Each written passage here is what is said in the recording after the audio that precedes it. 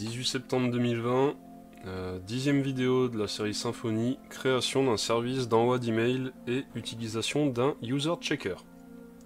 Donc dans la précédente vidéo, nous avions lancé la commande Symfony console make registration form qui nous permettait de créer un système d'inscription utilisateur.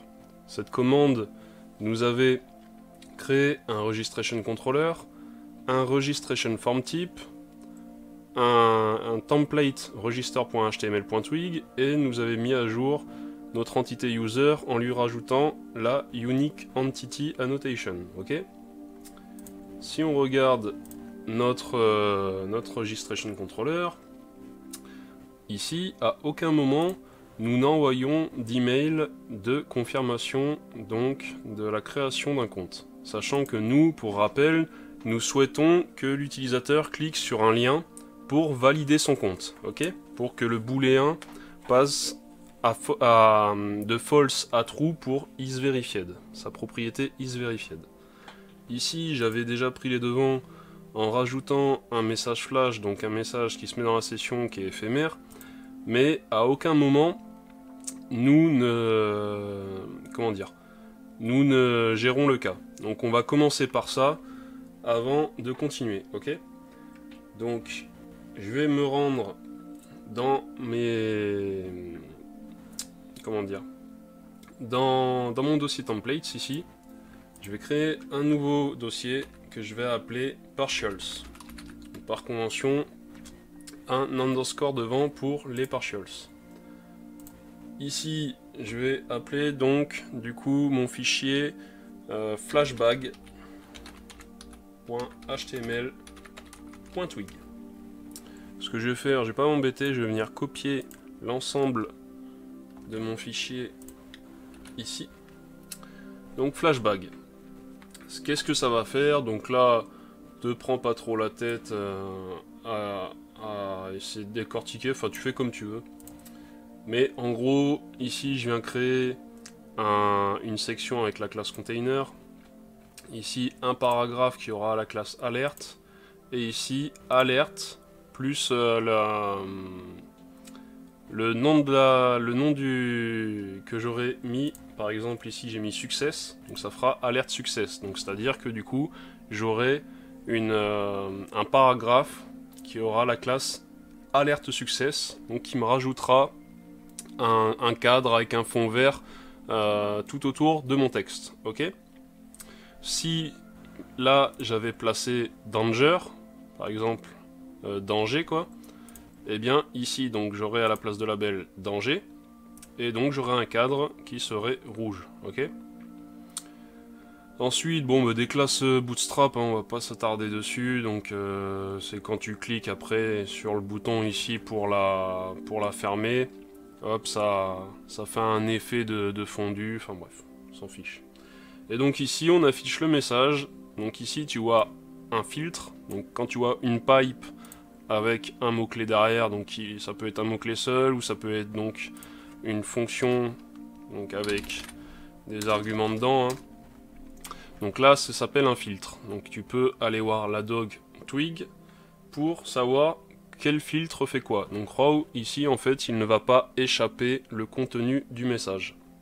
Et enfin ici je mets une condition, si le label donc le mot-clé que j'ai passé là, success, donc si le label est strictement égal à success, donc same as, c'est l'équivalent de strictement égal.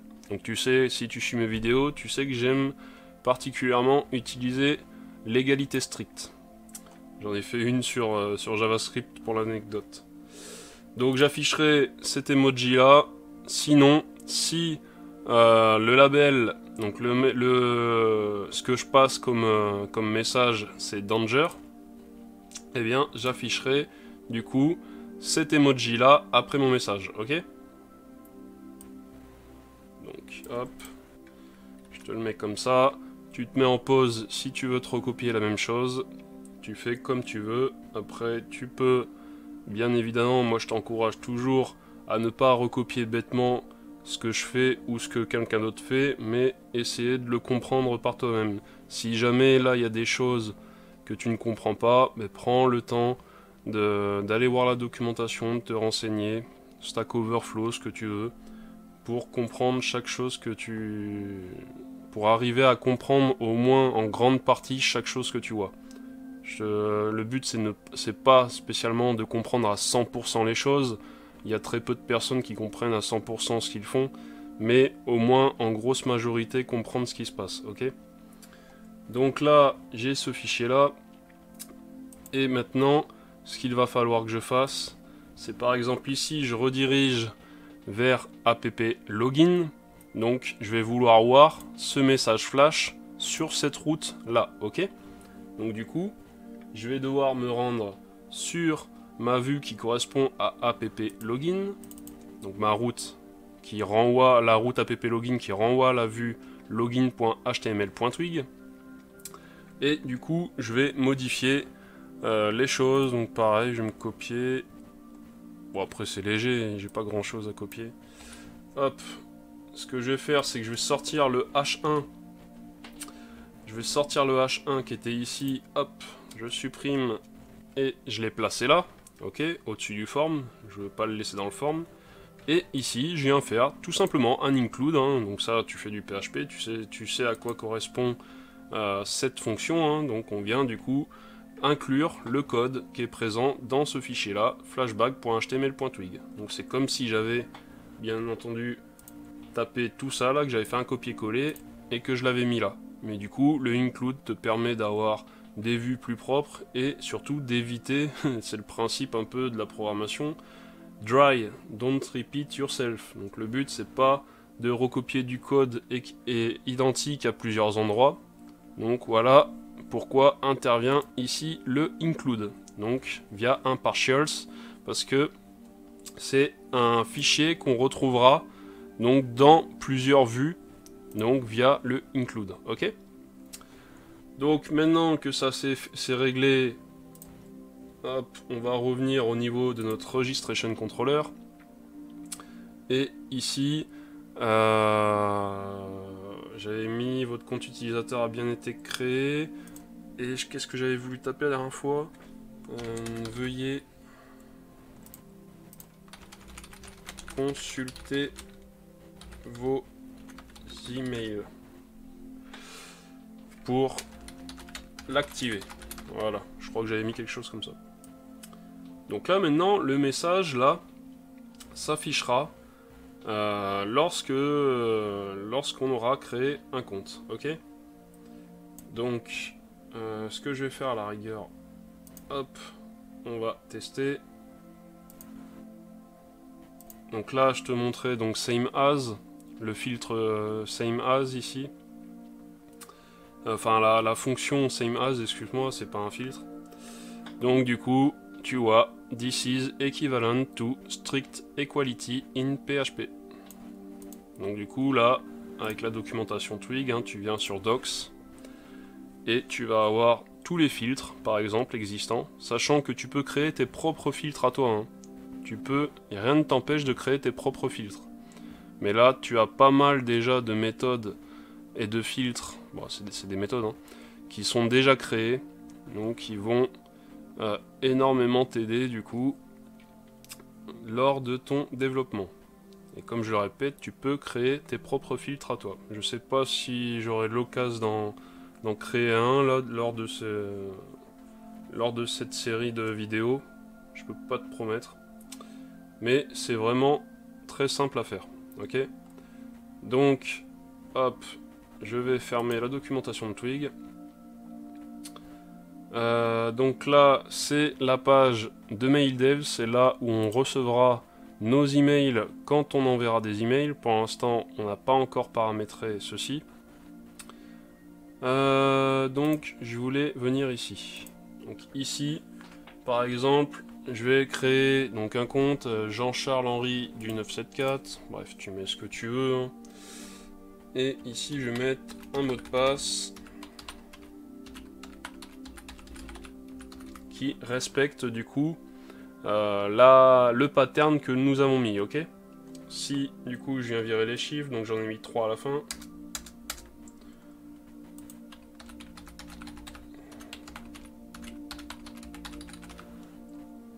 Là déjà si je veux faire s'inscrire, du coup, je serai bloqué à cause du pattern, hein, parce que je n'ai pas la même valeur, comment dire, je n'ai pas le pattern qui... Mon mot de passe ne respectait pas le pattern. Si je fais s'inscrire ici, il te dit, donc, veuillez respecter le format requis. Donc, hop, et là, si je coche pas, d'ailleurs, pourquoi il m'affiche rien si je coche pas? Là, c'est un problème, je pense, de Bootstrap. Bon, enfin bref. Il devrait nous afficher. Et comme tu peux voir ici, c'est vraiment pas beau hein, quand tu cliques là. Donc du coup, tu as l'outline qui se fait. Et tu vois que c'est vraiment pas joli. Donc après ça, c'est du CSS. Mais bon, comme je t'ai dit, le but de ces vidéos, c'est pas de faire du CSS. On s'en fiche un peu. Donc là, je fais s'inscrire. Et... votre compte utilisateur a bien été créé, veuillez consulter vos emails pour l'activer, ok, mais pourquoi il me l'a mis en dehors? Parce que là, donc j'ai mon flashback là, mais il m'a mis le message en dehors ici. Qu'est-ce qu'il m'a fait?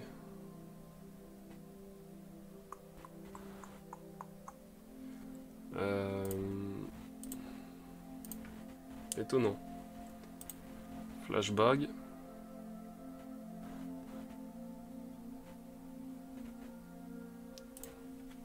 Je vais remplacer ça par une div. On va recommencer. Donc là, si je mets Jean-Charles-Henri du 974, théoriquement, on ne pourra pas créer un autre compte avec cette adresse mail.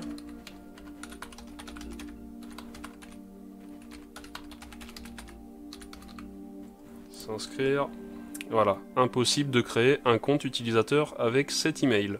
Donc ça, c'est la fameuse Unique Entity Annotation, ok? Donc voilà, ça me permet de te montrer du coup que tout fonctionne bien de ce côté-là. Donc là, on va mettre 973. Donc, je remets...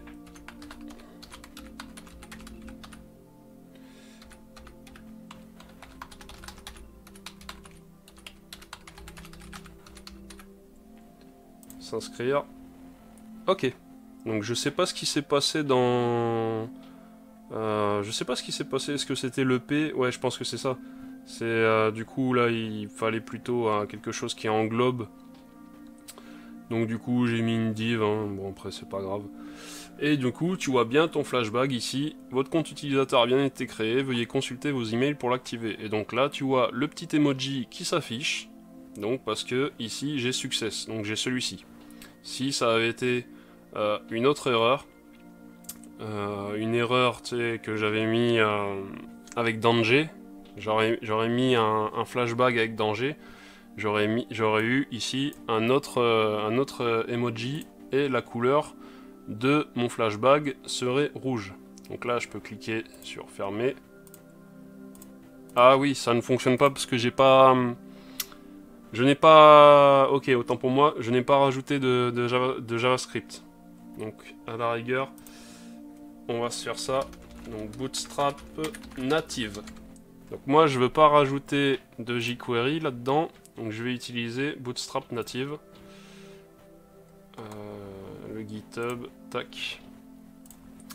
Donc, ici, tu as une version JavaScript qui a été codée. Elle existe depuis un moment. Donc je pense que tu as pour des versions même Bootstrap 3 et compagnie qui est disponible. Et du coup, CDN Links. Et du coup, on va se prendre celui-ci. Hop, je vais fermer ça. Je vais venir dans mon fichier base.html.twig. Hop. Je vais me le mettre ici. Et je vais lui mettre un attribut defer. Ok. Donc maintenant, je viens actualiser. je vais revenir sur Register. Je vais créer de nouveau un compte. Hein. Donc je change d'email pour pas avoir de soucis avec la Unique Entity.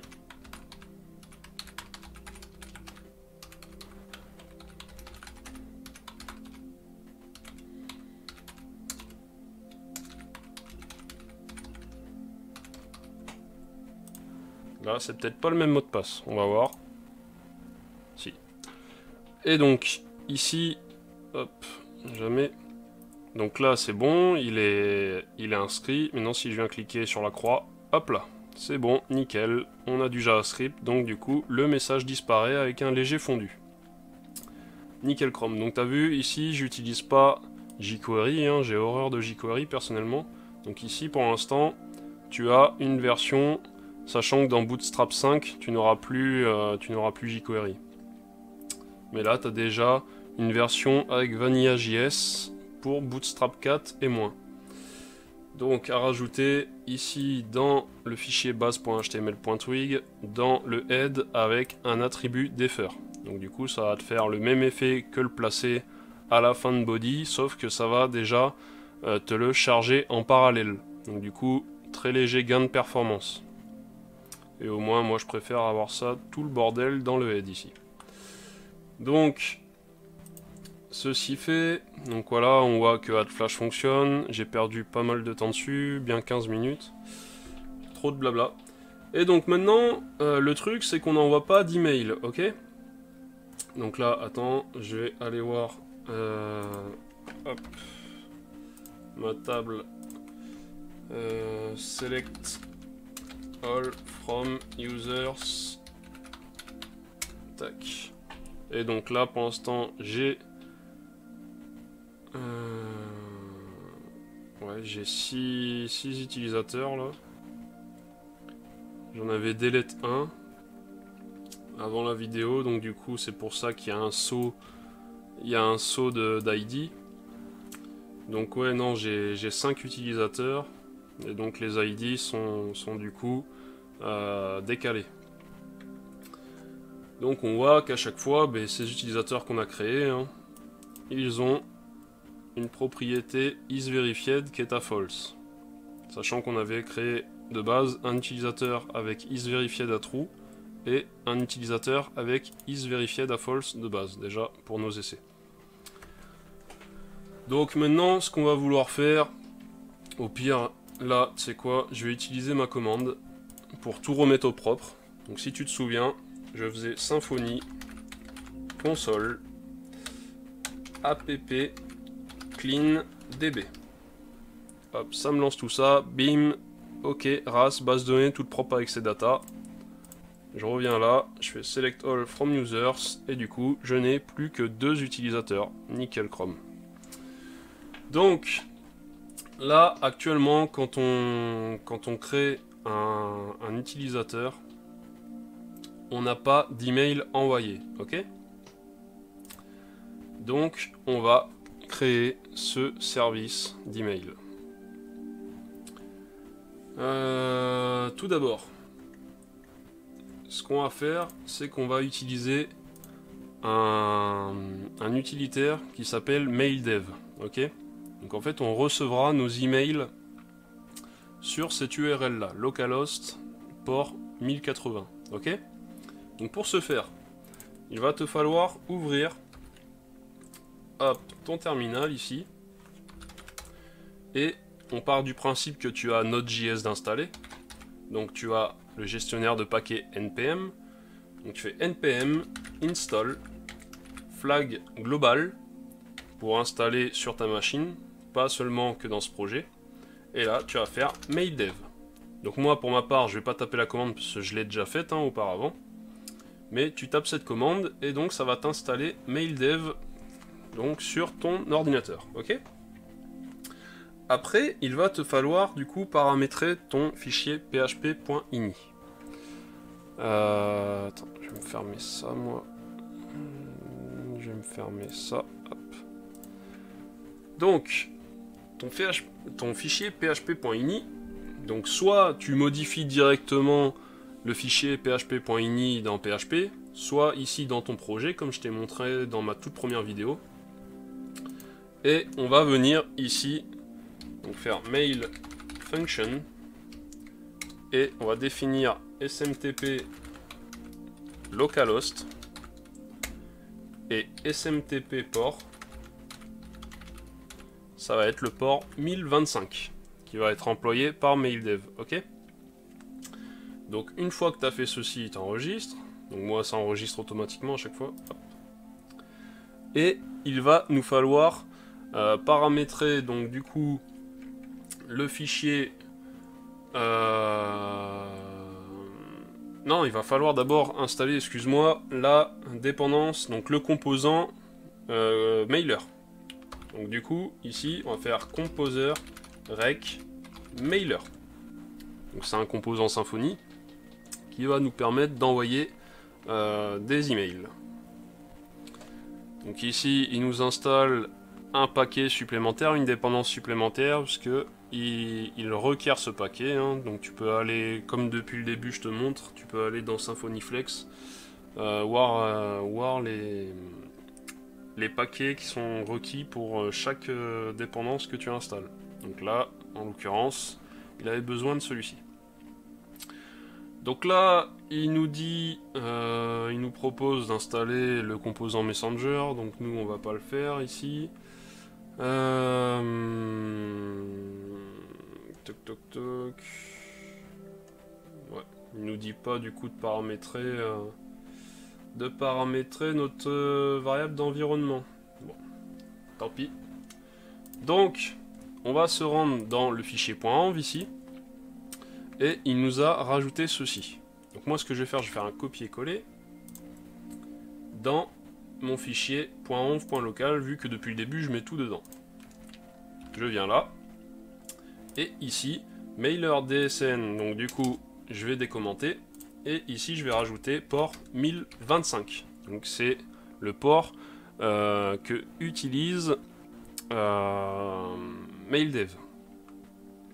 Ensuite, je vais créer deux variables d'environnement. Mailer, sender, email. Donc, ici, ce que je vais faire, c'est que je vais utiliser un service d'adresse électronique temporaire. Donc, je vais actualiser. Et hop, donc il me produit cette adresse email là temporaire. Je vais la copier. Hop, ici. Et je vais créer une autre variable d'environnement, mailer sender name.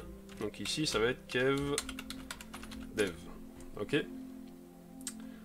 Quand tu fais ça, tu te souviens que du coup, on se fait un composer dump env dev. À présent, notre fichier .env.local contient du coup ces trois variables d'environnement que nous venons de créer. Ok. On est bon avec ça. On va se fermer le contrôleur pour l'instant, parce qu'il nous reste quelque chose encore à paramétrer. On va aller dans le fichier mailer.yml qui a été créé ici. Et on va du coup rajouter une clé, ici enveloppe. Une enveloppe que tu n'as pas besoin de timbrer. Ici, on va définir les destinataires, recipients, et du coup ici ça va être ce qui est contenu dans ma variable d'environnement env mailer sender email. Donc là, pourquoi je fais ça? Parce que l'idée c'est que je veux, moi là ici en développement, je veux toujours envoyer les mails vers cette adresse. Bon, après là j'utilise MailDev, donc les emails en soi c'est pour une utilisation locale. Les emails en soi ne vont pas être envoyés aux adresses email spécifiées. Mais bon, là je te montre, si jamais tu avais vraiment comment dire, un service type Mailchimp, Mailjet et compagnie, ou même tout simplement les identifiants que ton hébergeur te fournit, eh bien tu pourrais envoyer, dans tous les cas en dev pour être tranquille, si tu utilises ces identifiants, tu pourrais être tranquille en envoyant tout le temps les mails à cette adresse email là, ok? Donc always send emails to this address, ok? Donc là, on est bon pour ceci. Et maintenant, ce que je vais faire, c'est que je vais configurer mon fichier service.yaml. Je vais me rajouter des paramètres que j'utiliserai dans le service que je vais créer. Donc je vais avoir... comment j'ai nommé ça? Je vais m'ouvrir mon fichier. Alors attends, je ferme ça, ça, ça. Ouais, ok. Donc ici, toujours le préfixe, donc ce qui est recommandé par Symfony, toujours le préfixe app. Et ici, je vais avoir sender email en snake case. Donc, qu'est-ce que ça va contenir ce paramètre? Ça va contenir la valeur contenue dans ma variable d'environnement mailer sender email. Ensuite, je vais avoir un autre paramètre sender name qui va contenir hop, ce qui est présent dans ma variable d'environnement sender name, mailer sender name, ok? Ensuite, du coup, ces paramètres, je vais les utiliser dans un service. Ce service, je vais l'appeler send email. Donc du coup, tout en bas ici, sous ce commentaire, tu viens mettre le namespace, donc app service send email. Tu viens lui dire que tu vas lui passer ses arguments. Donc tu vas lui passer sender email et tu vas lui passer sender name. Donc sender email, qu'est-ce qu'il va contenir? Il va contenir le paramètre. Donc les paramètres, tu les mets entre pourcentages ici. Donc le paramètre app.sender email. Et ici, contenir app sender name. Donc là, on fait d'une façon différente. Là, au tout début, ce qu'on a fait, c'est qu'on a bind directement une variable ici qu'on a typée en string, uploads directory. Donc ça peut être utilisé dans tous les services. Là, ce qu'on fait, c'est différent. On va définir des paramètres, et ces paramètres, après, on va pouvoir les utiliser dans des services que l'on va définir. Donc ici, le service send email, on va lui dire qu'il pourra utiliser ces deux valeurs, donc ces deux paramètres que l'on a définis ici.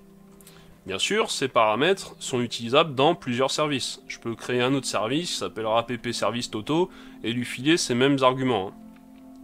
Mais du coup, ces paramètres ne sont pas utilisables dans tous les services de base, comme le ferait bind ici. Ok? Voilà la petite nuance.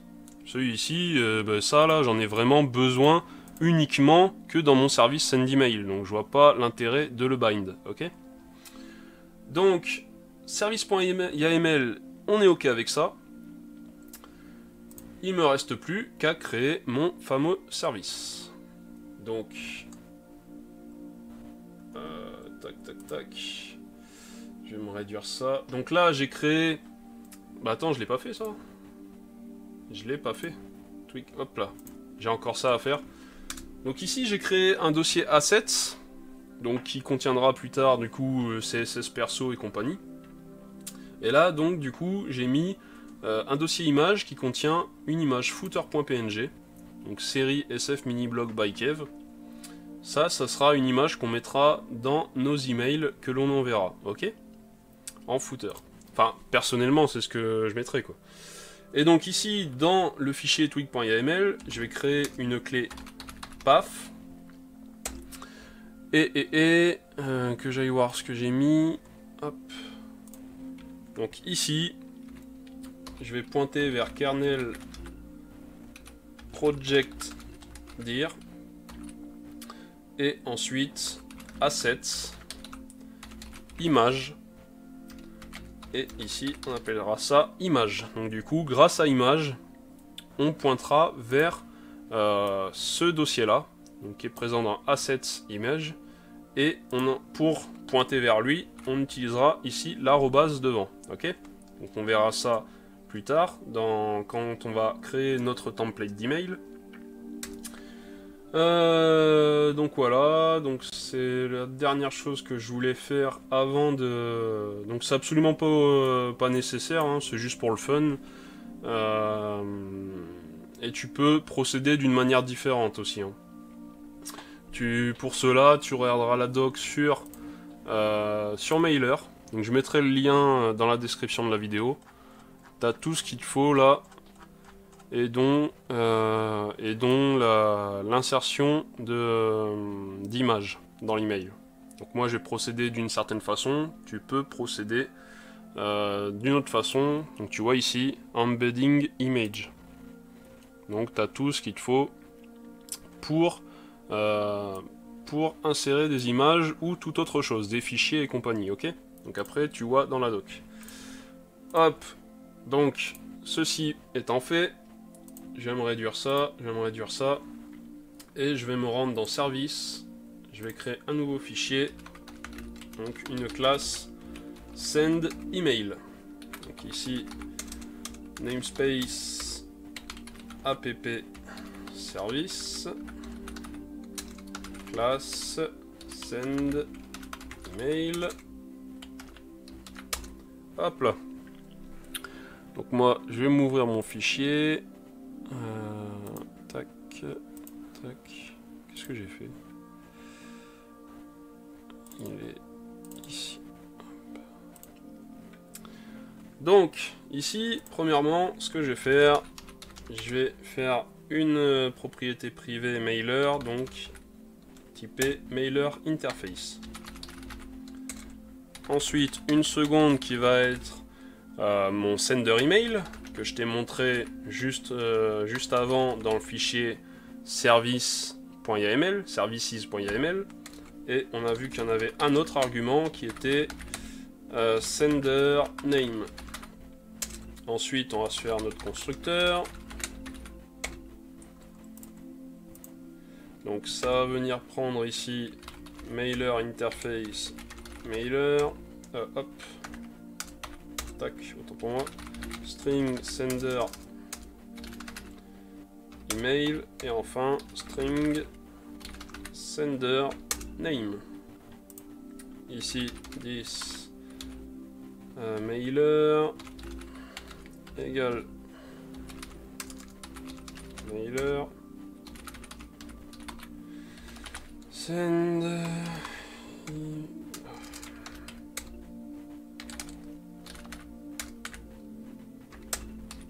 Je commence à avoir la gorge sèche. Sender name égale sender name. Je bois un petit coup d'eau.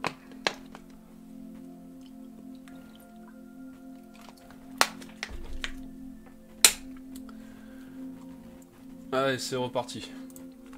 Donc, maintenant, on va se créer notre public function send.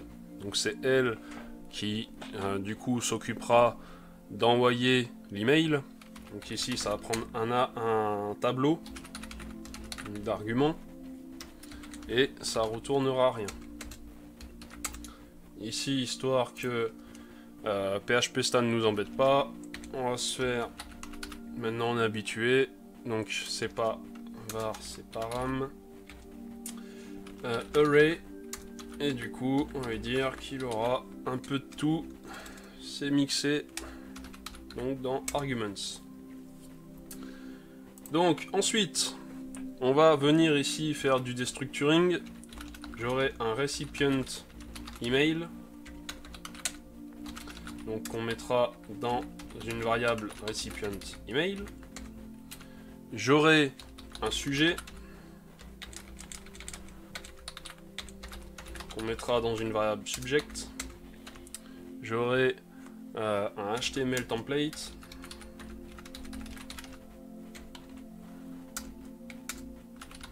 qu'on mettra dans une variable HTML template. J'aurai un contexte. Le contexte, ça sera un tableau, hein, qui donc on mettra dans une variable contexte. Et donc tout ceci, on vient déstructurer à partir de notre tableau arguments. Maintenant, on va créer une variable email, donc qui est donc un new templated email. Et ici, on va faire email from. Donc ici, on va faire une nouvelle instance de address. C'est pas ça, donc je vais faire ça et je vais faire import class. Et donc c'est component mime address. Hop, et non pas faker, attention. Et ici, qu'est-ce que ça prend adresse? Ça prend en premier argument du coup l'adresse email et en deuxième argument le nom que tu veux afficher. Donc du coup l'adresse email c'est simple, c'est 10 sender email et le nom que je veux afficher c'est 10 sender name. Tout simplement. Ensuite tout, donc à qui on va balancer ça, cet email? Eh bien on va le balancer à recipient email. Ensuite subject, eh bien on a déjà notre variable subject. HTML template, pareil. Hop, HTML template. Et enfin, le contexte. Contexte. Boum. Et à présent, je vais faire un try catch. Et ici, ça prend une exception de type transport.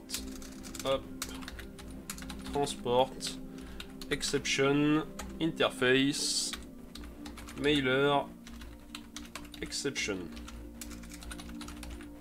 Donc ici, pour l'instant, on va juste faire un throw. Hop. Throw. Mailer exception. Hein.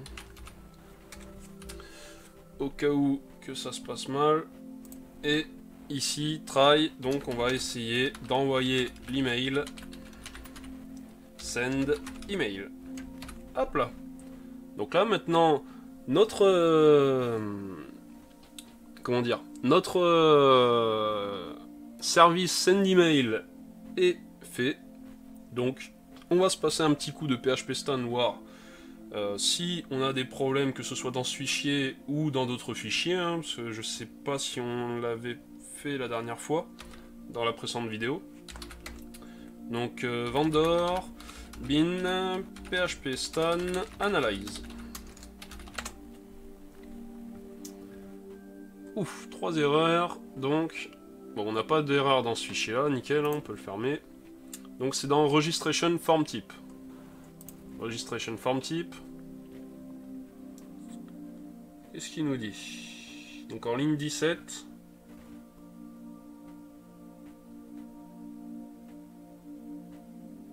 Donc là, builder, il veut savoir ce qu'il y a dedans. Donc on va faire un param, enfin un PHP doc. Et ici en fait, builder, il appelle des collables. Donc là des méthodes, ok. Donc ici on va lui mettre collab. Et options, ce qui est en bas, on va lui mettre, on va pas s'embêter, on va lui mettre mixed. Hein. Hop là, comme ça, hop, on s'embête pas. Donc maintenant, si je relance, donc j'avais 3 erreurs, maintenant il en trouve plus qu'une. Et c'est que configure options, on lui a pas mis de type int. Ici, ça ne retourne rien. Donc maintenant, si je relance, ok, plus aucune erreur. Enfin, d'après PHP Stan, il n'y a plus aucune erreur. Ici, on va mettre quoi? Build a form with HTML attributes and validator constraints. Voilà. Donc on est ok, on a notre service send email. Donc send email qui utilise le composant mailer. Mailer est paramétré. Donc on a paramétré le DSN. Donc ça se basera sur maildev. On a paramétré deux variables d'environnement sender email et sender name que ensuite on configure dans le fichier services.yml. Donc on les met en paramètres ici et on les utilise dans notre service send email. Ok? Jusque là c'est bon? Donc je vais me redire ça. Je reviens dans Registration Controller et maintenant il me reste plus qu'à faire ma logique dans mon contrôleur pour envoyer donc les emails. Hop, je vais m'ouvrir mon contrôleur en question, moi. Tac. Je retiens pas tout de tête, hein, malheureusement. Donc, tant que je te l'explique, c'est le plus important. Ici, une fois qu'on a flush, donc une fois que c'est en base de données, c'est là qu'on va vouloir envoyer l'email. Ok, on va pas envoyer un email avant si le compte n'existe pas en base de données. Donc ici, tout d'abord, je vais faire appel à mon service send email ici, send email, hop. Donc je viens l'injecter dans ma méthode. Et ici, send email, sa méthode send qu'on utilise. On se souvient que du coup, elle prend un array, donc qui contient des arguments, tu te souviens, on l'avait appelé arguments. Et du coup, il y avait quoi? Il y avait un recipient email. Donc, le recipient email, c'est user get email. Donc ça, l'email qui a été saisi par l'utilisateur. Ensuite, on a le sujet, subject. Donc ici, je vais mettre vérification de votre adresse email pour activer votre compte utilisateur. Virgule, hop. Ensuite, nous avions HTML template. Donc le template qui va être utilisé. Hop, tac. Donc le template utilisé, ce sera registration. Hop. Donc registration. On l'a pas encore créé. Donc je vais appeler ça register confirmation email.html.twig. Donc ça on va devoir le créer. On l'a pas encore créé. Et du coup, les variables qu'on va passer donc à notre template, donc via le tableau context, seront les suivantes. On va lui passer l'identifiant, donc user ID,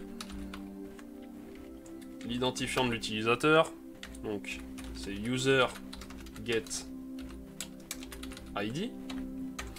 On va lui passer le registration token, donc le token avec lequel en gros l'utilisateur doit cliquer sur un lien, le token doit être présent dans le lien et ensuite on va vérifier avec une requête get. Du coup on va vérifier que le token est bien celui présent en base de données. Ok, donc ici c'est registration token, mais du coup dans la précédente vidéo ici j'avais fait ça pour optimiser, mais c'est pas bon. Hop, je fais registration token ici et là quand on soumet, du coup je vais créer une variable registration token égale ceci. Comme ça on peut l'utiliser ensuite aux deux endroits. Parce que là j'ai bien peur que du coup si je mets token generate token ici, je n'ai pas ensuite le même token. C'est pour ça qu'on vient le stocker dans une variable, ok? Donc registration token. Et dernièrement, je vais avoir token lifetime. Donc la durée de vie du token. Et du coup, ça va être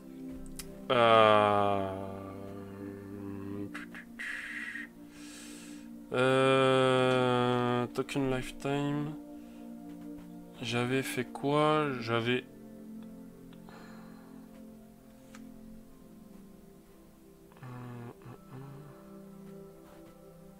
J'ai normalement dans user... Attends.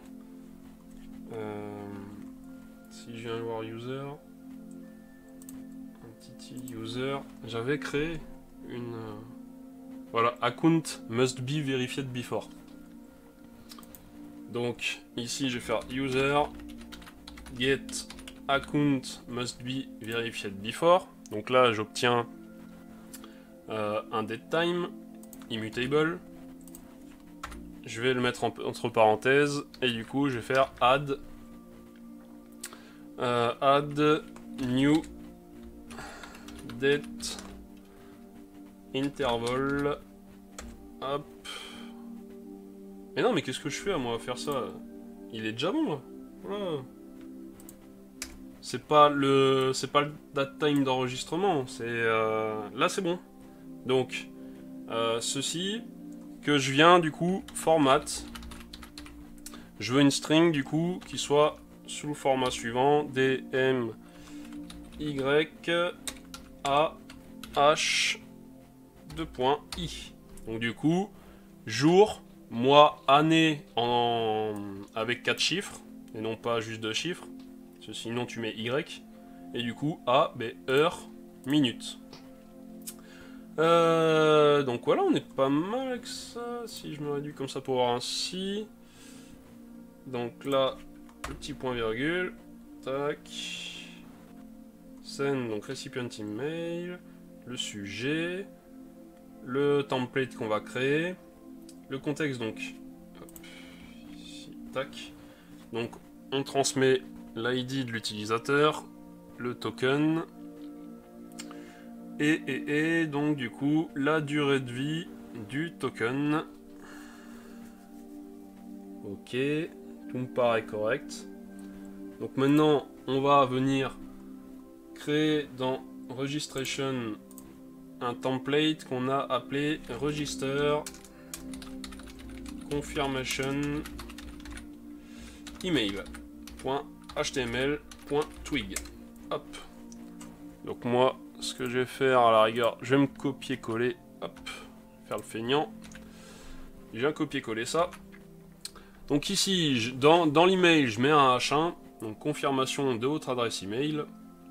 Ensuite, je mets un paragraphe. Pour activer votre compte, merci de confirmer votre adresse email en cliquant sur le lien suivant.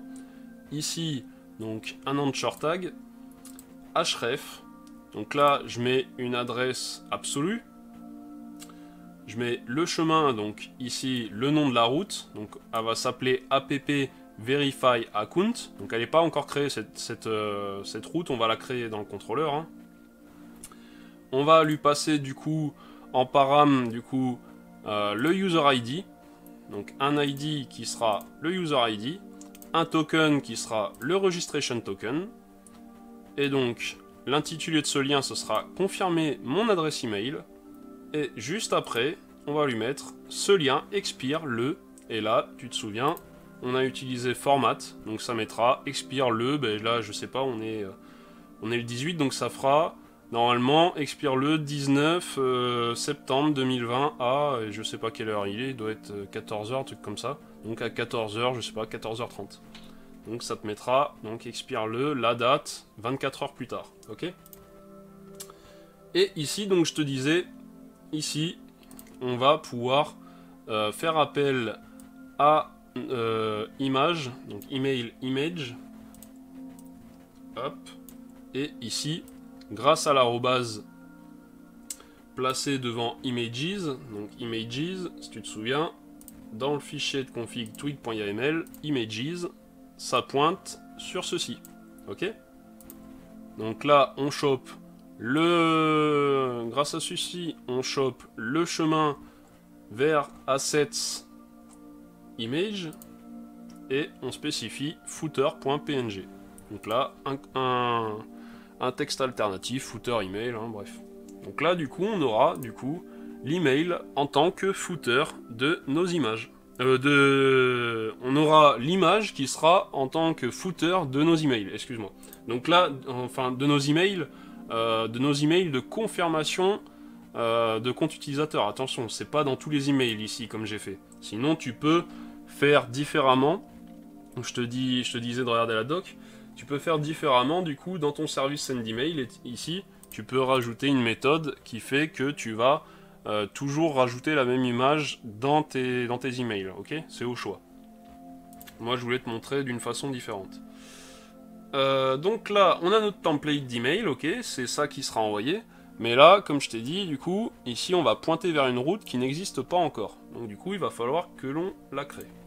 Donc toujours dans Registration Controller. Ce que je vais faire, je vais réduire tout ça. Et je vais voir ce que j'ai fait. Hop, Registration Controller. Donc tout ça, en fait, là, le principe d'envoi d'email, tout ça, tu peux le faire, bien évidemment, grâce au bundle qui t'était proposé d'installer si jamais tu mettais Yes lors du Symfony Make Registration Form. Donc à un moment, moi j'ai mis No. Tu pouvais mettre Yes et après ça t'installait un bundle. Et en gros, la logique était déjà faite pour toi. Donc là, moi j'ai choisi l'option de le faire moi-même. C'est plus intéressant de voir comment ça s'articule quand même que tout le temps utiliser des bundles. Mais après, voilà, si tu veux pas t'emmerder, une raison de temps, et même, au moins le bundle, il est mis à jour tout le temps et tout, enfin bref. Je comprends tout à fait que tu utilises le bundle. Donc, ici, je vais créer donc une route. Et ici, ça comportera du coup l'ID. Donc ID. Hop. Ça comportera le token. Donc ici, en fait, tu les mets entre accolades, là, les variables. Et donc ensuite, le nom de la route, ça sera donc app verify account. C'est le nom de la route qu'on a spécifié dans le path, du lien présent dans le template. Hein. Et la méthode, ça sera get. Donc methods égale get. On va y accéder par méthode get, ok? Donc là, petite particularité, l'ID, c'est un ID numérique. Donc en fait, on peut mettre une expression régulière dedans. Soit tu mets ici une virgule et tu tapes requirements, donc après je te laisse checker la doc pour ça. Soit, moi je préfère le faire directement ici. Je vais venir dire que mon ID, c'est un ou plusieurs nombres, du coup. Un ou plusieurs chiffres, ok? Donc au moins, si jamais ici, en premier paramètre, ici dans ma route, j'ai Toto, ben, ça me renverra donc une erreur 404, parce que du coup, ça ne sera pas trouvé, ok? Et donc d'ailleurs, là, je suis en train de faire ça, mais il faut que je t'explique du coup pourquoi je fais ça. Donc, on va voir ça tout de suite. Ici, public function verify user account, le nom de ma méthode. Je vais injecter l'entity manager interface. Donc là, tu vois, par exemple, l'entity manager interface, je l'utilise déjà là et je la réutilise là. Bon, là, j'aurai que deux méthodes dans ce contrôleur, registration controller, mais si tu as plein de méthodes où à chaque fois tu réutilises les mêmes services, bah à ce moment-là, tu te crées un constructeur et comme ça, tu n'as pas à l'injecter dans chacune de tes méthodes, ok? Là, il y en a que deux, c'est pas bien grave. Donc, entity manager. Je vais avoir également donc user.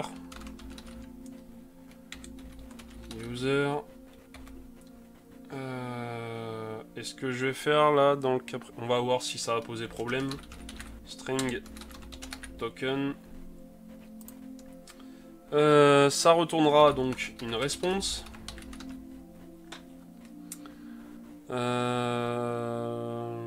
Ça retournera même une redirect response.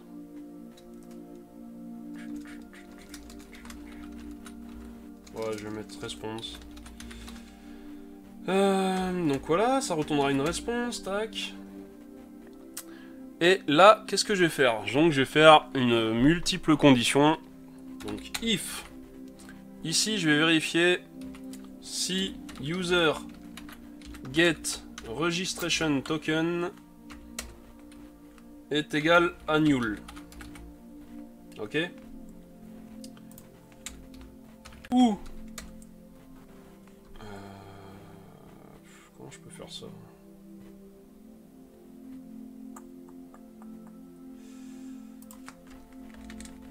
Oh, c'est pas beau comme ça.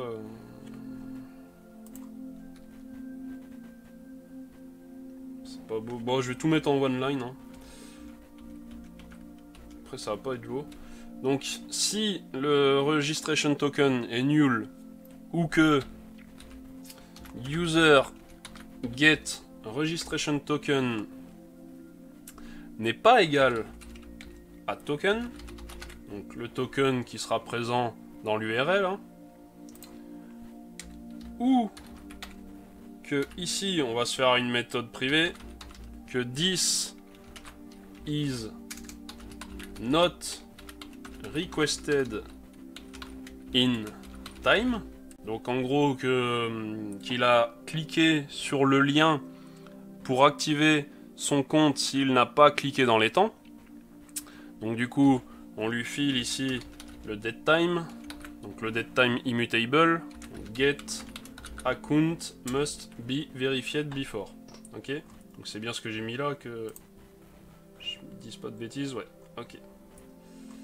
Hop. Tac. Donc si tac tac tac. Ok. Donc là, si on rentre dans l'une de ces conditions, alors on va throw une new access denied exception. Hop. Donc là, il aura du coup une 403. Il n'est pas indiqué le code. Tac. Donc là, bien sûr, il me lint là, il me dit que ça c'est pas bon. Normal, on peut encore créer la fonction. Donc private function is not requested in time. Donc ici, ça prend un datetime immutable. Et donc account must be verified before. Donc ça retournera un booléen, cette fonction, cette méthode, excuse-moi. Et donc qu'est-ce qu'on va faire? On va faire return new datetime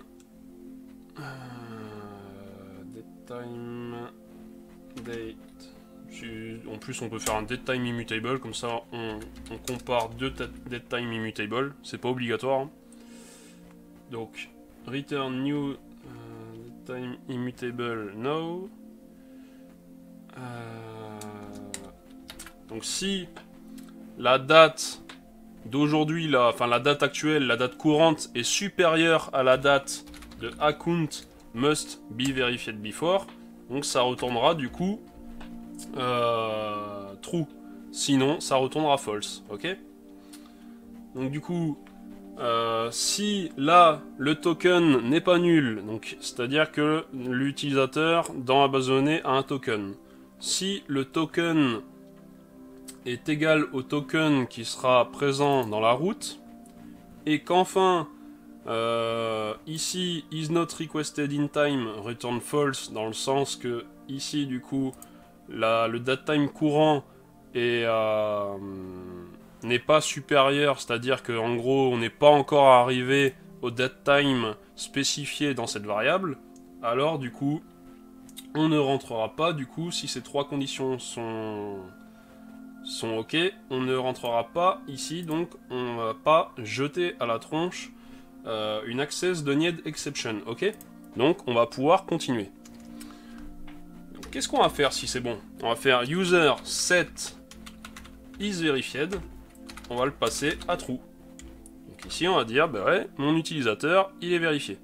Qu'est-ce qu'on va faire également? On va faire user set account verified at, et là on va faire un new datetime immutable no. Donc on vient spécifier la date, le datetime auquel il a validé son compte. Ensuite, on va annuler le token, donc set registration token pour plus qu'il soit utilisable et on va le mettre à null. Du coup, on rentrera forcément dans cette condition-là, si la personne après reclique. Ok?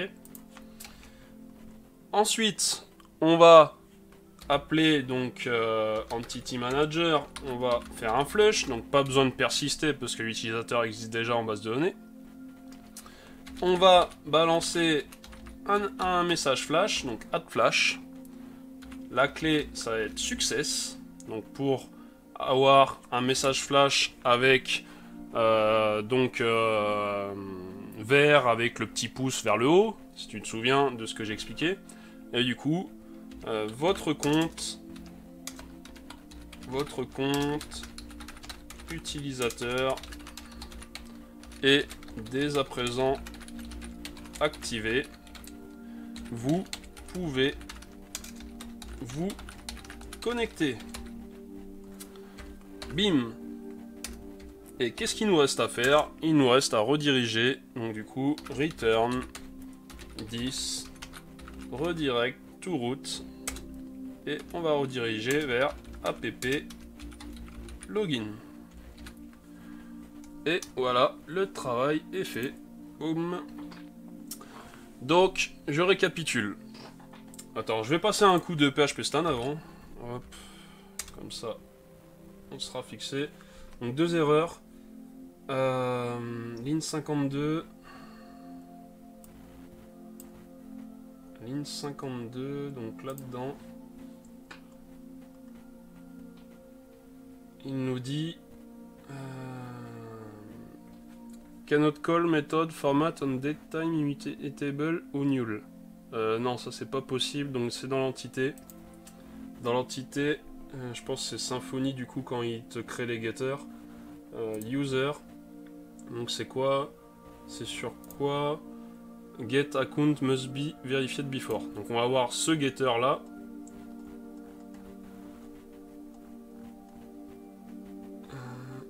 Voilà, il nous met le caractère nullable. Mais non, c'est non nullable ça. Donc tac, je retire le caractère nullable. J'actualise. Et bim, du coup ça me solutionne les 2 erreurs. En fait, la deuxième erreur c'était... Pareil, c'était le même problème. Donc du coup, voilà, plus d'erreurs. Nickel. Donc là c'était... donc on va vérifier du coup... donc là c'est nullable, ouais, il n'y a pas de souci. Registered at, c'est non nullable. Hop, on retire.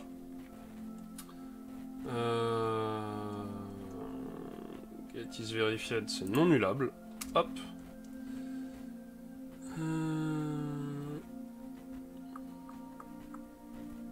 Et tout le reste, il n'y a pas de souci. Tac. Donc voilà. Donc je vais récapituler. Donc, une fois que l'utilisateur a saisi des données valides, hein, et attends, je suis en train de te dire des données valides, mais est-ce qu'on... On n'a pas encore vu là les contraintes? Je suis en train de me dire. Je sais pas si j'en avais parlé dans la précédente vidéo.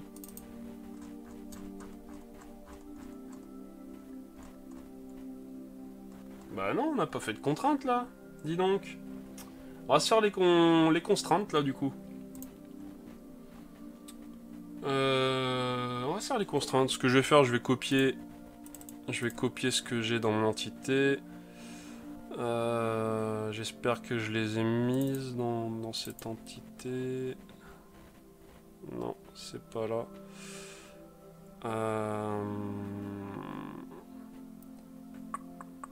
Je vais m'ouvrir un autre projet.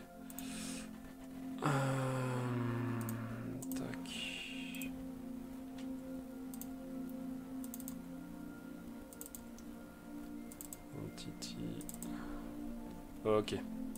Donc là, on va se mettre quelques contraintes. Je vais les copier. Je vais pas me fatiguer, c'est déjà assez long la vidéo là. Donc email, hop, ici. Je vais me rajouter des contraintes. Donc la contrainte not blank. Donc du coup, not blank, c'est-à-dire que l'email doit absolument être renseigné. Parce que il faut savoir que du coup, les attributs HTML sont tout ce qui est dans le client. L'utilisateur peut les modifier les choses. Donc du coup, il peut très bien retirer l'attribut required de notre email et pouvoir valider le formulaire. Donc là, le but avec notre blank, c'est que du coup, l'email doit être renseigné dans tous les cas. Et ensuite, on a une contrainte sur le type de l'email qui a été saisi. Et du coup, si il ne correspond pas à la regex présente dans la contrainte, alors du coup, ça mettra un message, l'email avec la value, donc la valeur tapée par l'utilisateur, n'est pas valide. Ok. Ensuite, je vais avoir mes contraintes sur les passwords. Je viens ici, je viens coller ça, hop. Donc je vais avoir pareil, exactement pareil, notre blank, donc le password doit être saisi. Hein.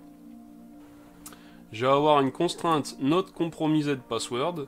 Donc ça en fait ça va faire un appel API à une API qui s'appelle I have be pwned, je sais plus là, enfin c'est une API, excuse-moi, mais c'est une API qui va vérifier si en fait le mot de passe fait partie d'une base de données de messages qui ont été divulgués dans des listes de mots de passe craqués quoi.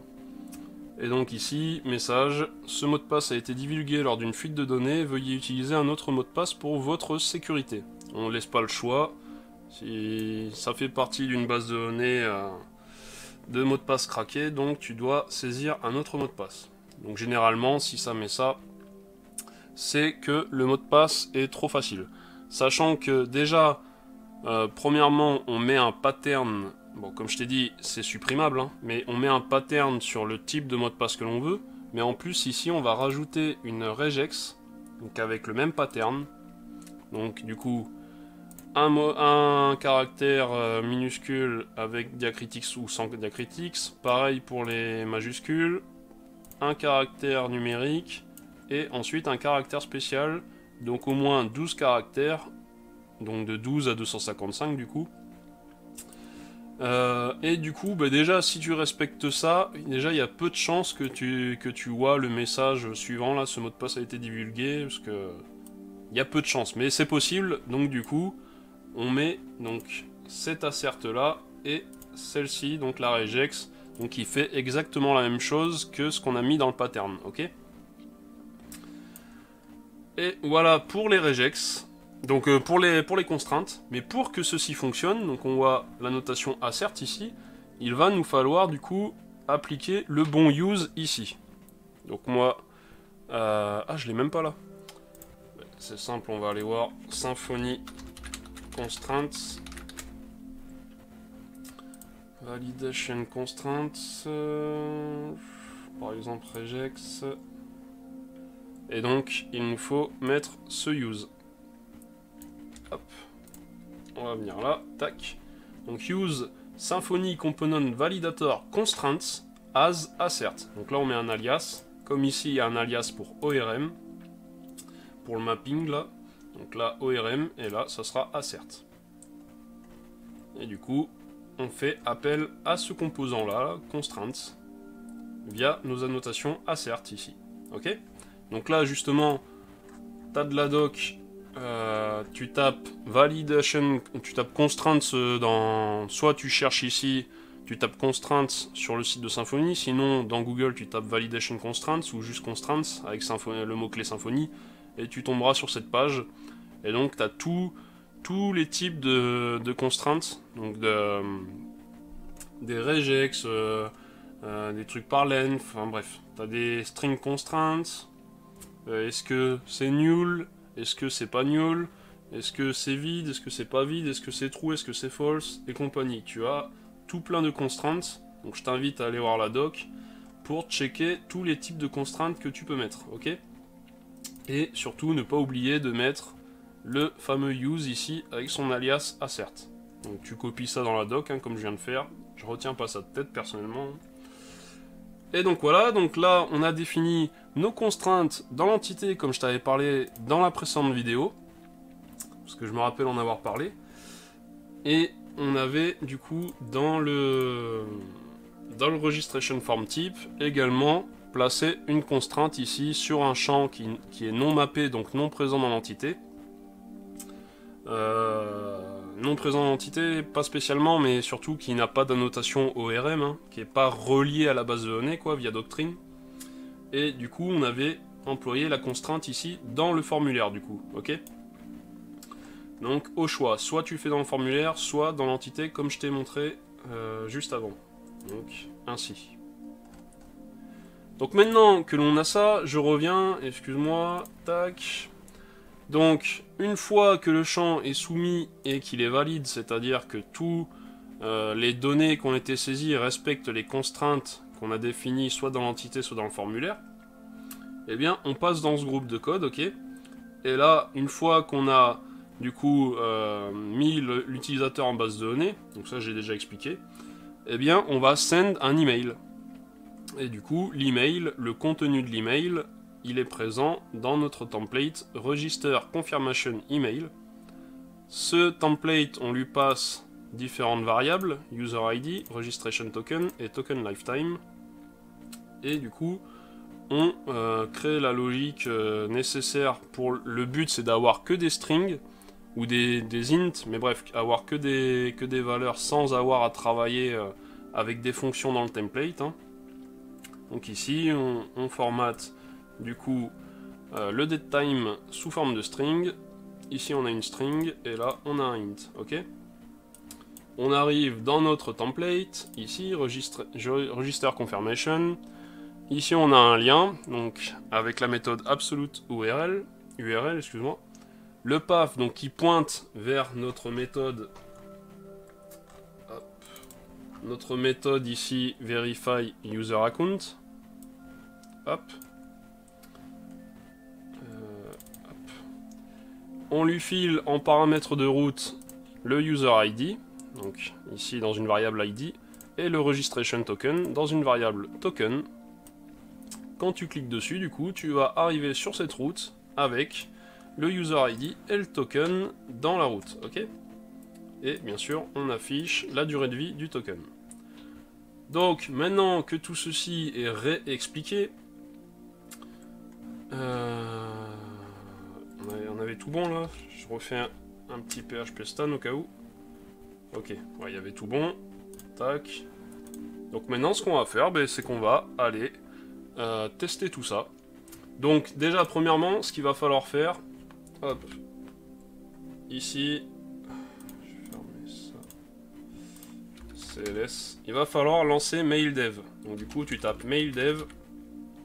Par contre, il y a une petite particularité parce qu'il supporte pas, je crois qu'il faut désactiver TLS.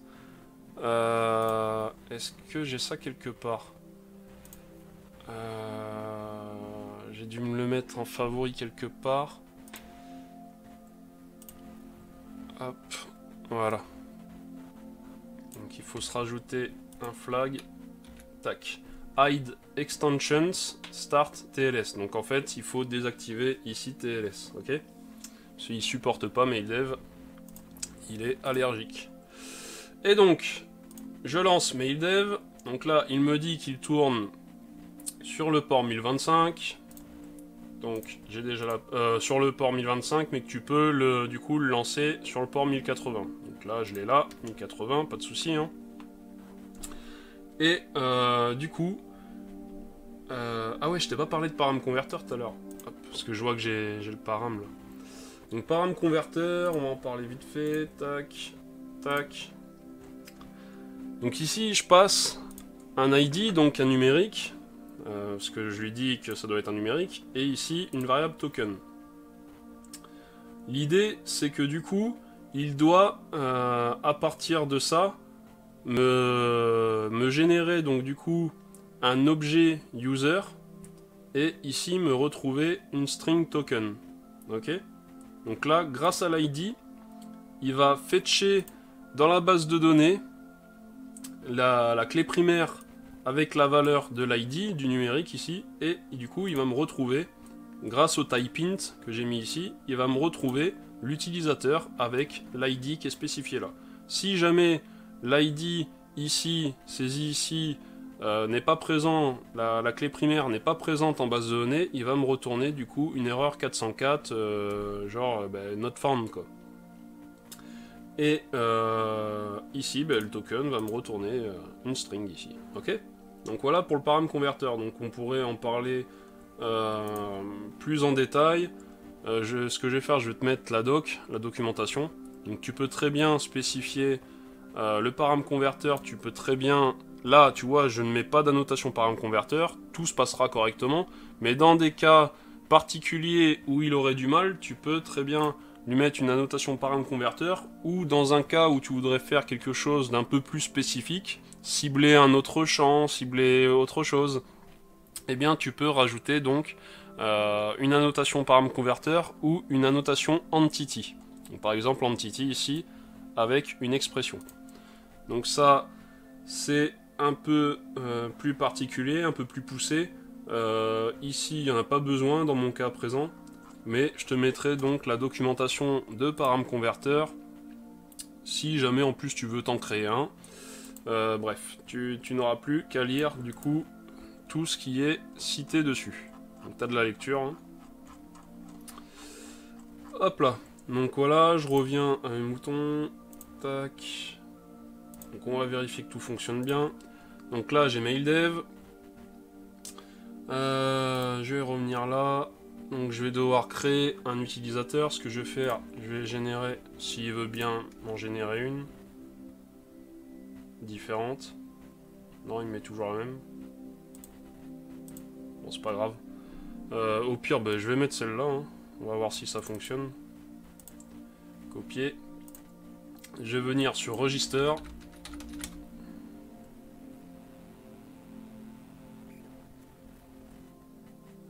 Qu'est-ce qu'il me dit là? Donc, not resolve argument send email. Méthode register, you have requested app sender name. Ah oui, mince, j'ai mis app. C'est où? C'est dans services. Hop là, regarde la gaffe que j'ai fait. Donc merci et merci Symfony. Hein. Il t'explique directement. Donc là, j'ai plus qu'à remplacer et mettre un point. Donc, je me suis trompé. Donc maintenant, si j'actualise, ça devrait m'afficher ma page. Voilà. Donc email, du coup, je vais mettre ce mail là. Sachant que tu vois qu'ici, donc c'est des emails temporaires.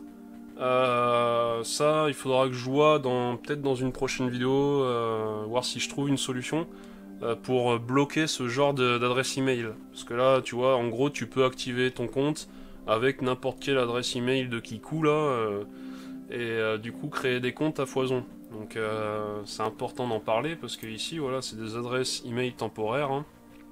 C'est des fake adresses email. Ici, tu reçois du coup l'email. Je devrais recevoir l'email ici également. Donc on va voir si je l'ai dans MailDev ainsi que là. On verra bien. Et du coup, voilà, ben, ça te permet de créer des comptes sur des sites. Enfin, c'est pas ouf quoi. Enfin, toi pour le proprio, c'est pas ouf. Donc du coup, il faudra que je vois s'il n'y a pas une possibilité de contrer ça. Il y a sûrement des bundles, des choses à faire, des API, enfin bref. Donc ici, je vais mettre un mot de passe.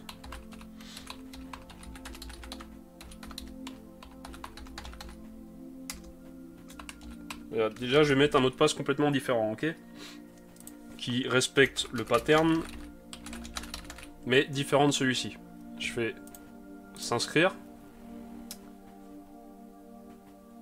Ah, mais c'est bien, tu vois, parce que ici, il nous dit que l'assert là que j'ai mis pour notre compromised password validator, donc qui est censé faire un call API à une API du coup pour savoir si le password fait partie d'une base de données de mot de passe qui a été craqué, eh bien il faut que j'installe le composant HTTP client.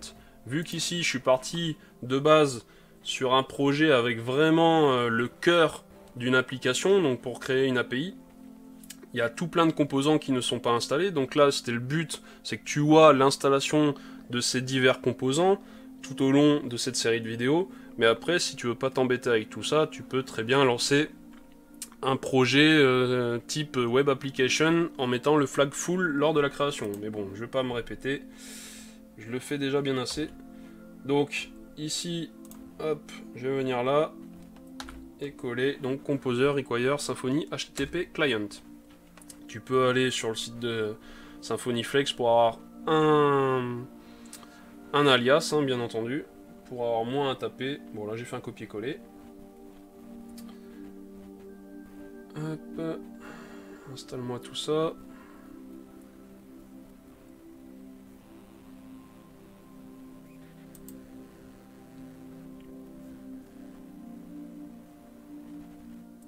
Ok, c'est bon. Donc là, je vais actualiser pour que ça me garde ma requête. Et du coup, tu vois, les mots de passe saisis ne correspondent pas. Bah oui, j'avais tapé n'importe quoi hein, pour le deuxième. Donc du coup... Enfin, j'avais tapé n'importe quoi, tout en gardant le principe du pattern. Ah, mince, j'arrête pas de me tromper dans le mot de passe.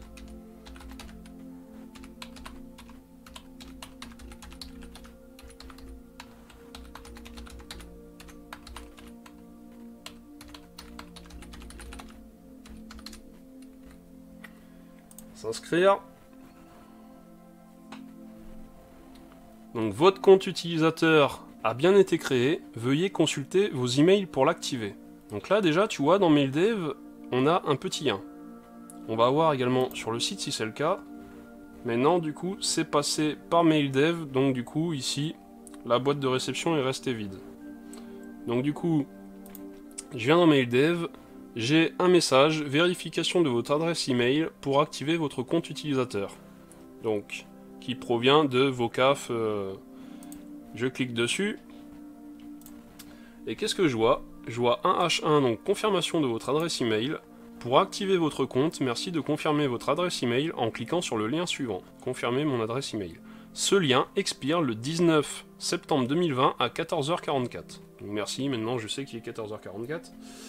On a bien notre image ici en footer série SF mini blog by Kev. Si on vient voir les headers, donc display headers, on voit que ça provient de KevDev. Ok, donc ça c'est le sender name, la variable d'environnement sender name que j'avais paramétré. Et du coup, l'adresse mail, j'avais mis la même que du coup, en gros c'est comme si je m'étais envoyé un message à moi-même, quoi, que je m'étais inscrit moi-même. Donc tu vois que c'est lui l'expéditeur et qu'il est également le destinataire ici dans le cas présent. Donc voilà, display, tac. Et du coup, si je viens survoler ici, en bas de mon écran, je sais pas si ça se verra sur la vidéo, mais on voit donc du coup donc le localhost 127.0.0.1 sur le port 8000. Ensuite, on voit 3, donc c'est l'utilisateur là que je viens de créer, qui a l'identifiant 3. Et ensuite, on voit un token.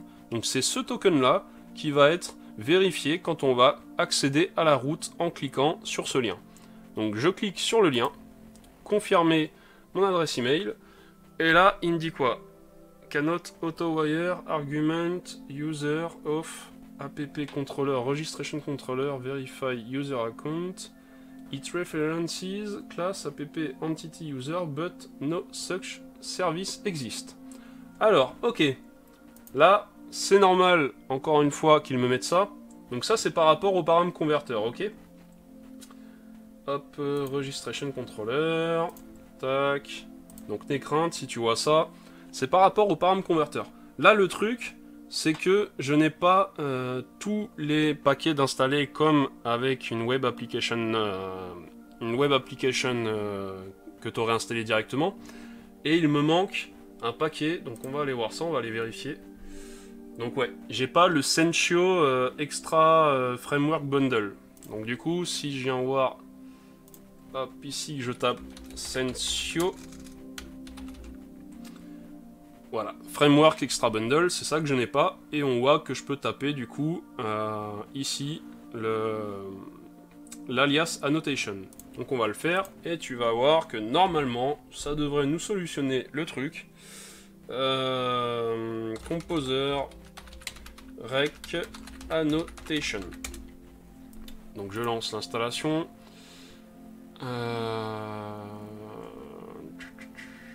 Parce que ici, qu'est-ce qu'on voit? Sensio bundle framework extra bundle configuration param converter. Donc le param converter, il est présent dans ce paquet-là.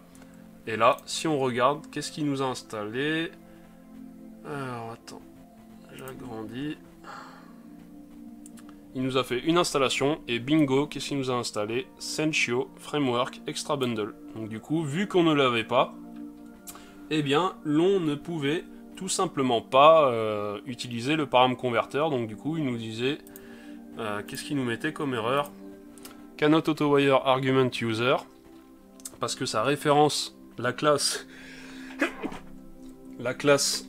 user, donc l'entité user, mais ce service n'existe pas. Donc là maintenant qu'on a installé ça, si j'actualise, ici, boum, votre compte utilisateur est dès à présent activé, vous pouvez vous connecter. Merveilleux! Je ferme ça. Donc maintenant, on va venir voir CTRL-U. Je vais fermer le PowerShell, je vais venir dans ma SQL, je vais refaire Select All from User. Donc maintenant j'ai 3 utilisateurs, j'ai mon fameux dernier utilisateur que je viens de créer là, vocaf 61059 là, et on voit, qu'est-ce qu'il y a? Merveilleux, sa propriété isVerified est à true, et on voit ici quand est-ce qu'il a validé son compte. Donc il l'a validé à 14h49 et 18 secondes. C'est-à-dire que il l'a validé, on en déduit qu'il l'a validé 5 minutes après la création de son compte. Parfait, c'est un utilisateur correct, hein, nickel. Il voulait vraiment s'inscrire à ton site. Donc, voilà, parfait. On va pouvoir du coup... mince, pourquoi j'ai fermé? On va pouvoir utiliser... Bon, ce que je vais faire, je vais utiliser du coup mon premier utilisateur, donc Champlain Pamela, là, hop, qui a lui aussi isVerified. Hein. Donc on va se connecter avec lui. Le password est plus simple. Bad password, validé. Ouais. Qu'est-ce que c'est que ces bêtises?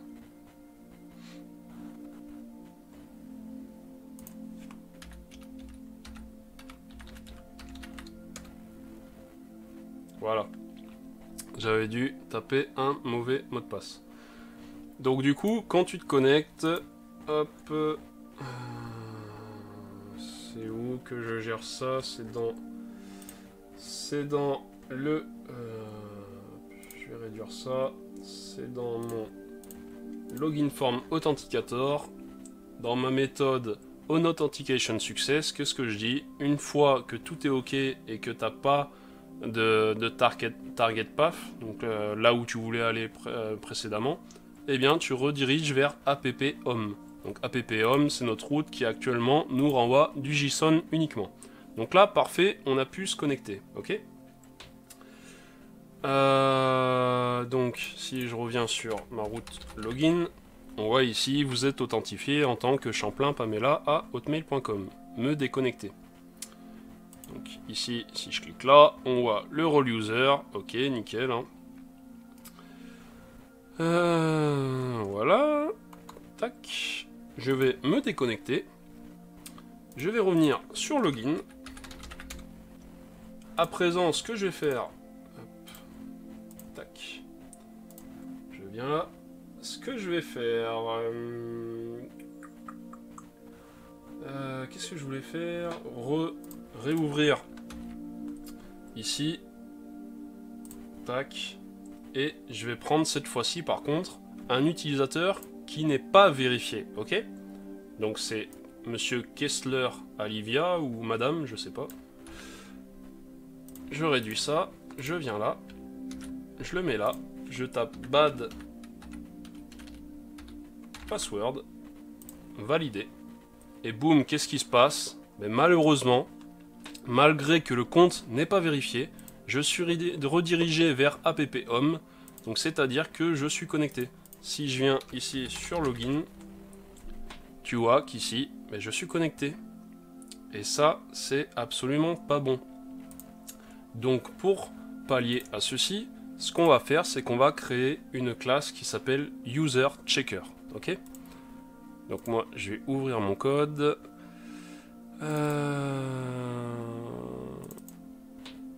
Qu'est-ce que j'ai fait là? Je suis pas dans le bon dossier. Donc je reviens dans mon code.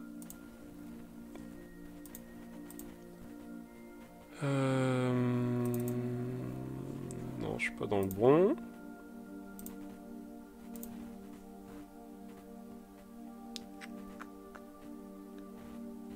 Où est-ce que j'ai fait ça, moi?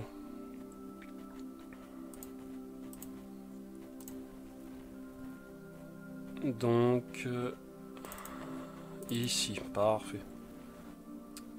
Ici, et je vais avoir également besoin de ceci. Voilà. Donc, notre classe UserChecker. On va la créer dans le namespace app security ici. New file, user, checker, hop. Donc on est dans le namespace app security, classe user checker, implements user checker interface. Ok? Donc si elle implémente cette interface, elle doit avoir absolument du coup des méthodes liées. Donc du coup, j'ai une public function check pre-off, donc avant l'authentification. Donc du coup ici, elle prend un objet user. Et ici, j'aurai une public function check post-off. Donc pareil, qui prend un objet user, ok? À présent, ce que je vais faire ici, je vais vérifier si user n'est pas une instance de la classe user, alors je return. Je vais faire la même chose également ici. Hop. Et là, ce qu'on va se faire, déjà dans un premier temps, je vais te montrer ce qu'il faut pas faire. Donc ici, je vais mettre un commentaire, warning. If you enter a wrong password, the exception will be displayed. Hop là. Donc du coup, ici, ce qu'on va se faire, on va se mettre une condition. Si user, sa propriété isVerified est une valeur falsy, donc du coup null, false et compagnie, sachant que en base de données, enfin dans l'entité, on a spécifié que ça ne peut pas être null. Donc forcément ici, c'est soit 0, soit false, ok? Donc, si c'est false, donc qu'il n'est pas vérifié, alors on ne veut pas qu'il soit connecté. Donc du coup, ici, on va lui jeter à la tronche une throw new, on va lui jeter à la tronche une custom message authentication, non, account status exception. Et ici, on va lui dire votre compte n'est pas actif, veuillez consulter vos emails pour l'activer.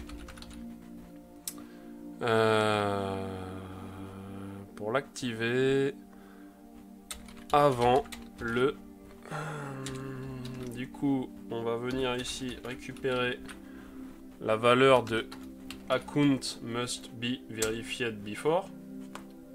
Donc get account must be verified before. On va le formater. Format. Et ici des M Y A H 2 points. Ici je veux pas les petits points moi justement, donc je vais échapper le H. Donc le H minuscule, faut l'échapper ici. Et du coup, I. Ok? Hop, la petite cote qui va bien. La petite parenthèse. Attends.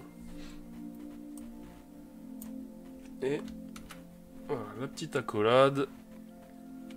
Et là, je suis OK. Je vais me mettre ça ainsi pour mieux voir. Donc votre compte n'est pas actif. Veuillez consulter vos emails pour l'activer avant le...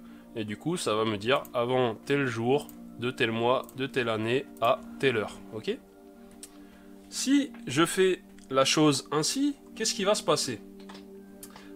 On est en pré-authentification, c'est-à-dire que l'utilisateur, à ce stade-là, on n'a pas encore checké si l'email et le password, donc le couple email-password, est bon ou pas. On n'a pas encore checké ça. Donc du coup, si je viens déconnecter...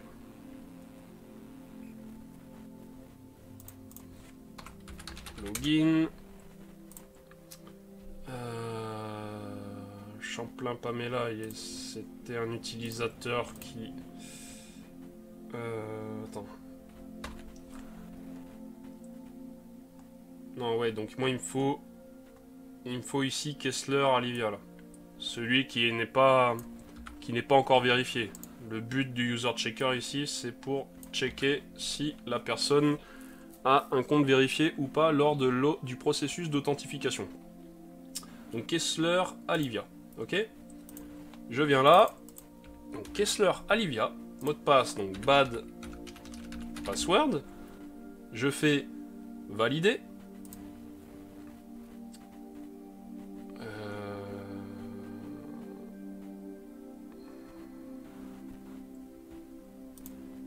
oui, autant pour moi, donc là ça n'a pas fonctionné, j'étais en train de me dire, mais attends, mais pourtant il est pas vérifié et tout. Mais autant pour moi, il nous reste une dernière chose à faire pour que cette classe soit prise en compte. Il faut aller dans le fichier security.yml. Ici, ce qu'on va se faire, hop, la target quand on se déconnecte, on va pointer vers app login. Et du coup, il nous faut rajouter une clé ici qui est user checker. Et du coup, il faut pointer vers app security user checker. Ok? Donc là, grâce à ceci, là, la classe user checker sera prise en compte. Donc je reviens en arrière.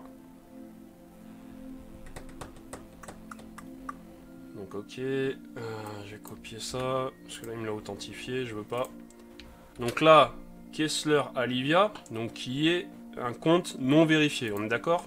Je tape son password, bad password, je fais valider, et là, boum, un message d'erreur qui s'affiche, votre compte n'est pas actif, veuillez consulter vos emails pour l'activer avant le 19 septembre 2020 à 13h41, ok?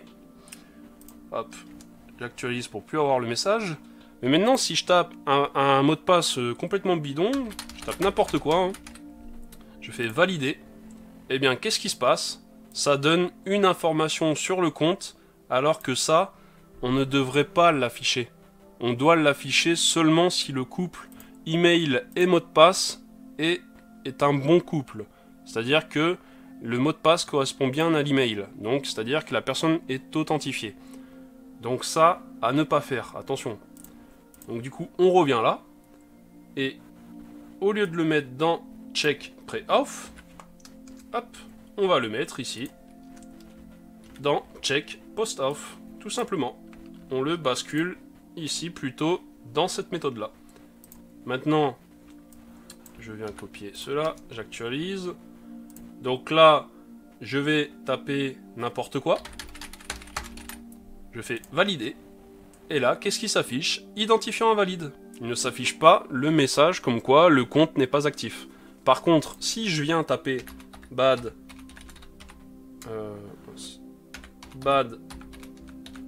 password, que je fais valider, là, cette fois-ci, il m'affiche votre compte n'est pas actif, veuillez consulter vos emails pour l'activer. Là, nickel. Si je tape n'importe quoi, en revanche, là, il me met identifiant invalide.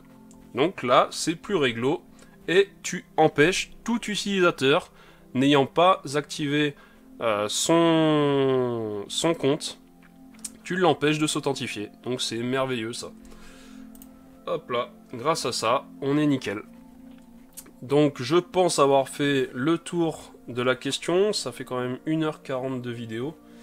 Mais après, si tu es motivé et que tu suis bien ces vidéos, ça te donnera un niveau de base. Un niveau de base qui te permettra du coup de pouvoir te débrouiller dans à peu près n'importe quel projet. En tout cas, de petite envergure.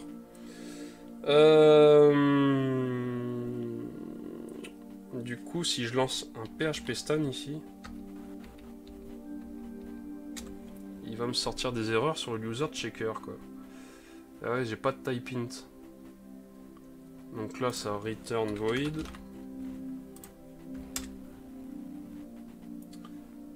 Et là, bah, c'est pareil, ça return rien, quoi. Ça ne return rien. Ok, no errors. Donc maintenant, on est nickel, on a fait le tour avec PHP Stan. Donc voilà, qu'est-ce que je peux te dire de plus? User checker pour checker donc en post-off ici si l'utilisateur a un compte vérifié ou non. Si ce n'est pas le cas, donc on vérifie si il n'a pas de compte vérifié, alors on lui affiche un message particulier l'informant qu'il faut activer son compte avant la date de fin. Sachant qu'ici, du coup, comme je t'ai dit, il y a deux problématiques. Enfin, il y a une problématique, c'est la problématique des emails temporaires du genre là. Les emails temporaires du genre que tu peux utiliser ainsi. Donc là, ça te permet de créer tout plein de comptes avec des adresses bidons. Et du coup, pouvoir, grâce ici, donc nous on l'a capté dans MailDev, mais sinon, si tu utilises en prod, du coup, le gars va utiliser ça et il va recevoir le mail ici dans cette boîte de réception. Donc il va valider et hop, basta, il est tranquille. Du coup, il y a cette problématique là, donc il faudrait bloquer tous ces domaines là. Donc à cette heure là, je sais pas trop comment procéder. Est-ce qu'il y a des API, est-ce qu'il y a des bundles déjà tout prêts et tout, donc je verrai, je ferai une recherche. Et deuxième problématique du coup, c'est si les utilisateurs de toute façon, s'ils créent des comptes et qu'après ils ne les activent pas, on ne veut pas avoir des comptes dormants dans la base de données. Par exemple, si le compte est créé et qu'il n'est pas activé avant le lendemain à telle heure, il faudra faire une vérification périodique pour supprimer les comptes, quoi, parce que pour supprimer les comptes, et si jamais la personne a vraiment zappé du coup, elle aura plus qu'à recréer un compte vu qu'il aura été supprimé, ok? Donc ça, faudra mettre ça en œuvre dans les prochaines vidéos, donc ça sera pas l'objet là de... Ça sera pas, je pense, l'objet des prochaines vidéos directement là, mais ça sera implémenté. Donc voilà, je vais arrêter le blabla, 1h42, donc voilà, comme j'ai dit, hein, j'espère que encore une nouvelle fois cette vidéo te servira, et je te dis à la prochaine.